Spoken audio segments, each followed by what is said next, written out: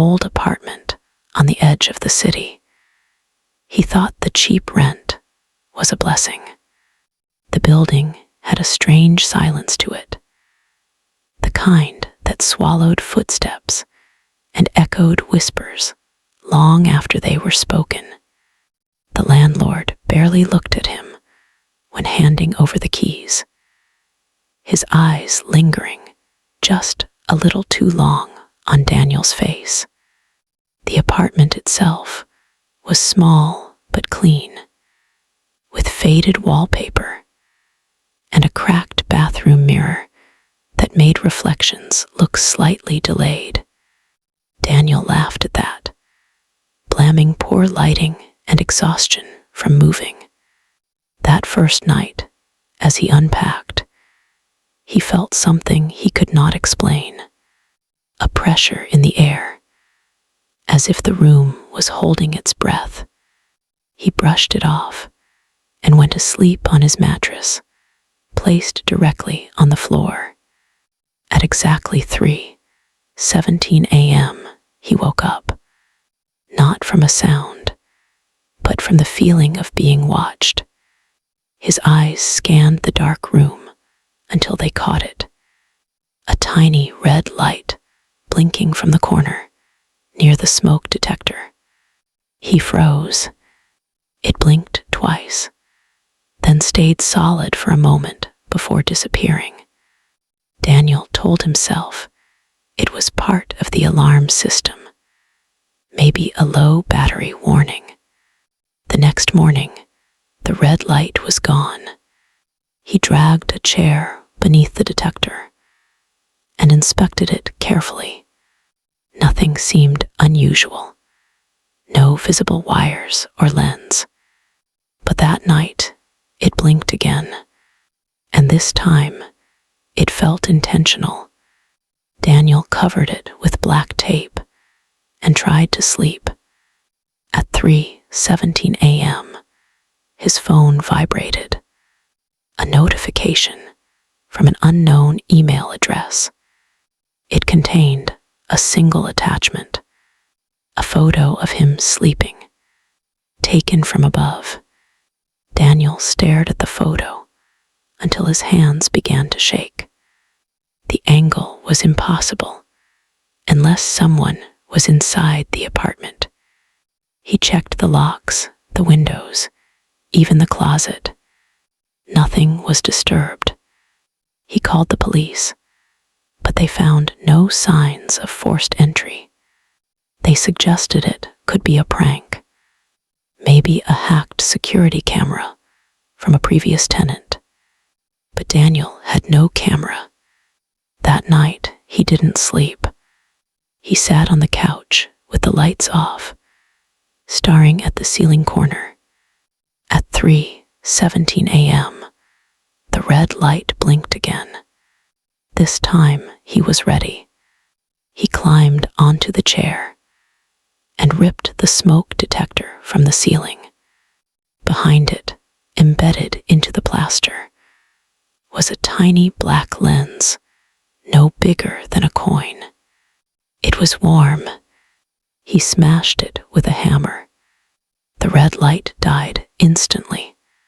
Relief washed over him. His phone vibrated again. Another email. Another photo. This time, it showed him standing on the chair, staring directly into the hidden camera. The subject line read, "You are not looking in the right place." Daniel's breathing became shallow.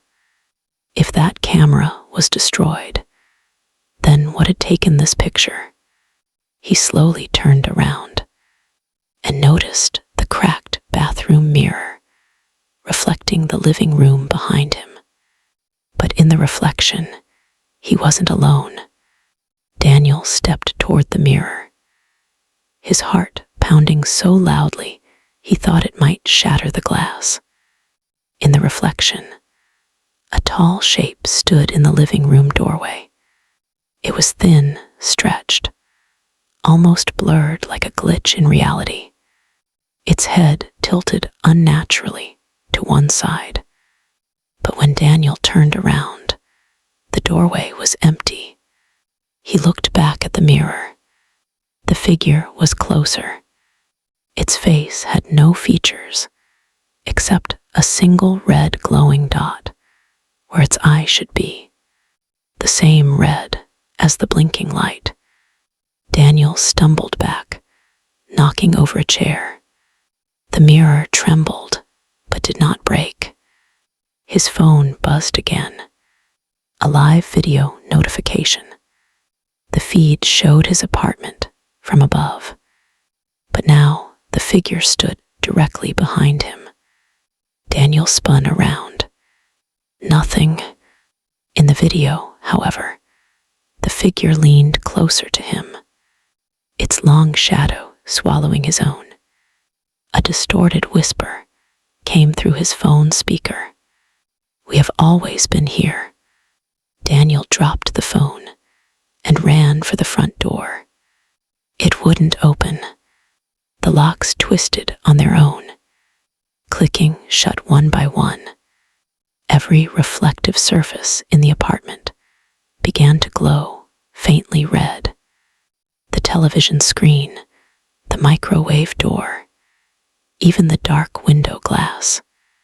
Everywhere he looked, the figure stared back at him, and every version of it was smiling.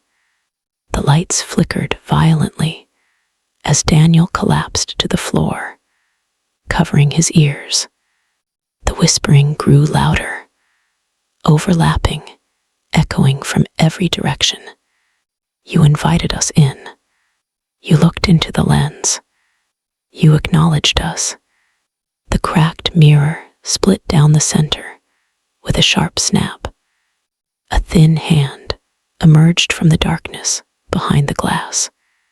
It was not flesh. It looked like shadow shaped into fingers. Daniel crawled backward, but the floor beneath him felt soft, almost liquid. The apartment walls began to ripple like disturbed water. The red lights multiplied, hundreds of tiny glowing dots blinking in unison, recording, observing, learning. The shadow figure stepped fully into the room, its body bending in impossible angles, its single red eye pulsing brighter with every second. Daniel screamed as the lights went out completely. The next morning, the apartment was empty. The mattress remained on the floor. The smoke detector shattered nearby. There were no signs of Daniel. The landlord showed the unit to a new tenant that afternoon.